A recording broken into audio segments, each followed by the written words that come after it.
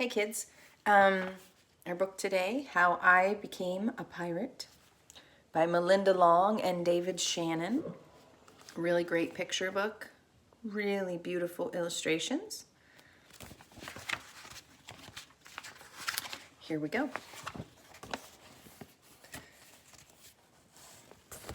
How I Became a Pirate by Melinda Long, illustrated by David Shannon.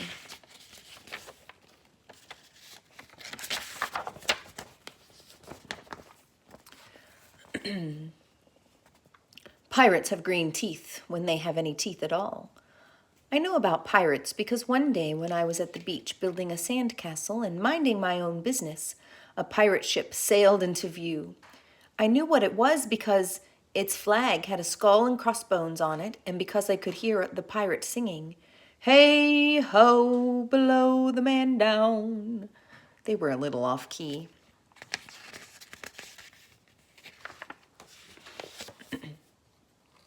I tried to tell Dad, but he was busy setting up the beach umbrella.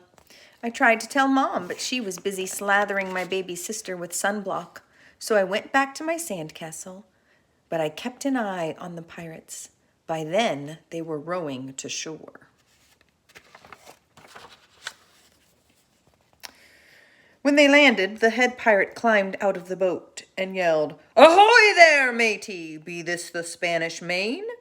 "No," I said. "This is North Beach." "Shiver me timbers," the pirate said. "We must have taken a wrong turn at Bora Bora."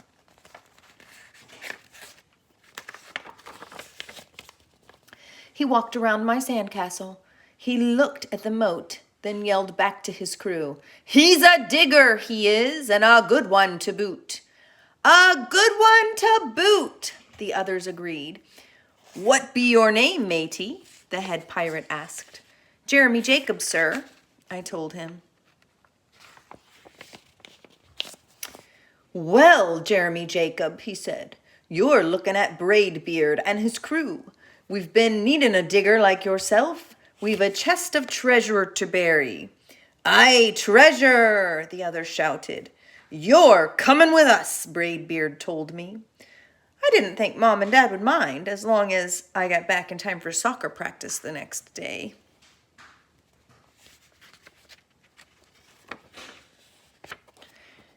That's how I became a pirate. Look at him out here. Do you see him?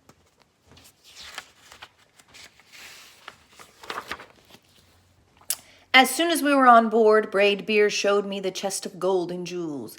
"Got to find a safe place for this here treasure. It's high time we're off," he announced. "We're off," we all shouted, and then we set sail.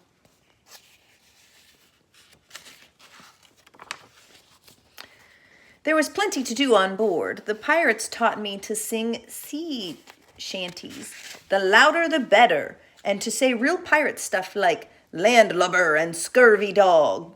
By dinner time, I could speak pirate perfectly. I also learned pirate manners. Braidbeard pounded his fist on the table and yelled, "Down the hatch, me laddies!" "Down the hatch," we all shouted. Braidbeard gulped his food and said, "Hand over the meat." "The meat!" we all roared. Nobody told us to finish our spinach. There wasn't any. Or to chew up our carrots. They weren't allowed on board. We talked with our mouths full, and nobody said please or thank you.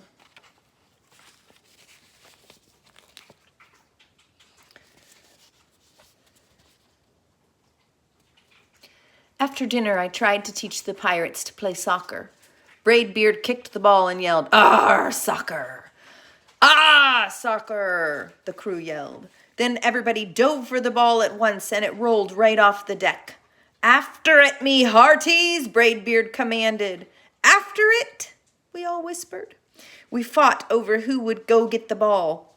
But it didn't matter anyways, because a shark came along and swallowed it in one gulp. So much for soccer.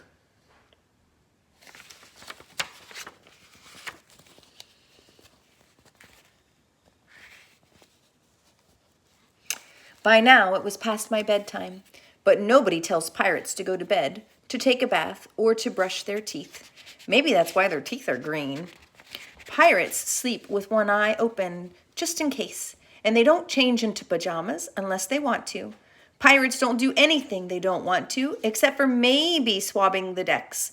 I wanted to be a pirate forever.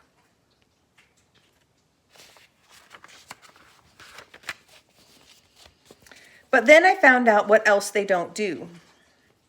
When I couldn't stay awake any longer, I asked Braidbeard to tuck me in and read me a story. Tuck you in, he bellowed. Pirates don't tuck. No tucking, the crew cried. And the only thing they had to read was a map. Don't you have any books? I asked. Braidbeard looked confused. Books? I didn't even bother to ask about a goodnight kiss.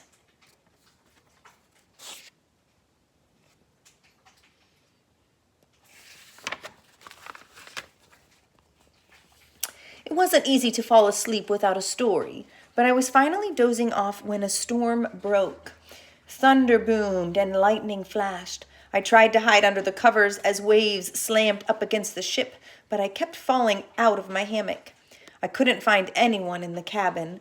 They were all on deck. Lower the sails, Braidbeard shouted. Batten down the hatches.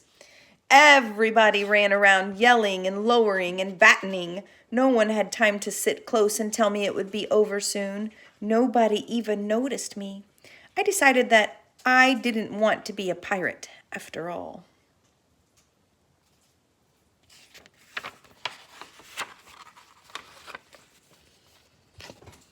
Just then, flash, crash, crack, lightning hit the mast and split it right down the middle. What'll we do now? Yelled one of the pirates. We'll have to turn back, called another. But the treasure, hollered Braidbeard. Where will we bury the treasure? I stepped forward. Maybe I can help, I shouted over the wind. I think I know the perfect digging spot.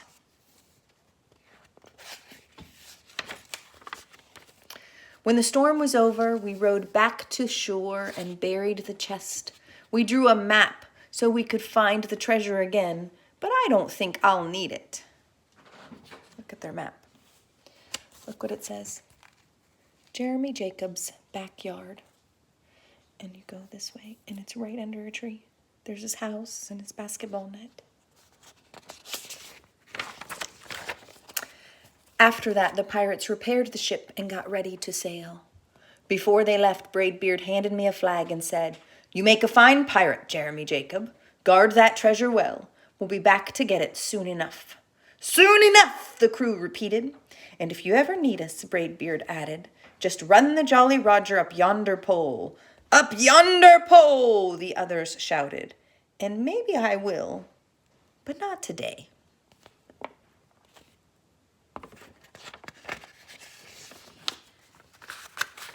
I have soccer practice. The name of his team is the Pirates.